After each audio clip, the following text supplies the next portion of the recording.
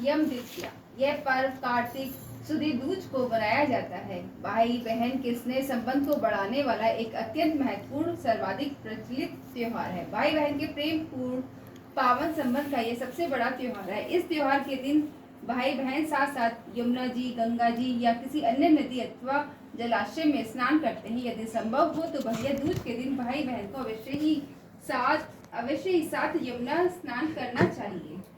इसके बाद भाई को बहन के यहाँ तिलक करवा कर ही भोजन करना चाहिए। यदि किसी कारणवश भाई अपनी बहन के यहाँ उपस्थित न हो सके तो बहन स्वयं चलकर भाई के यहाँ पहुँचे।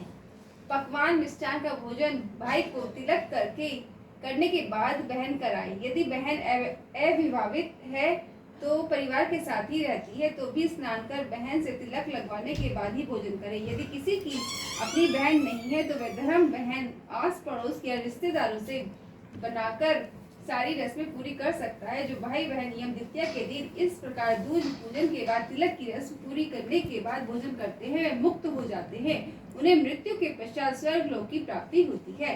इस दिन यमराज की बहन यमुना जी ने अपने भाई यमराज को तिलक करके भोजन कराया था, इसलिए इस दिन को यम द्वितीया भी कहा जाता है। इस दिन बहन दूज बनाकर पूजे भाई को हल्दी, अक्षत, रोली का तिलक करें।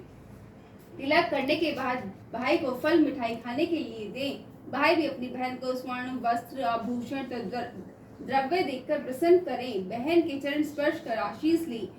बहन चाहे छोटी या आयु में बड़ी हो उसके चरण स्पर्श अवश्य करें। बहन से तिलक कराने के बाद उसे वस्त्र, द्रव्य तथा दक्षिणा अपनी सामर्थ्य के अनुसार अवश्य ही देकर प्रसन्न करें।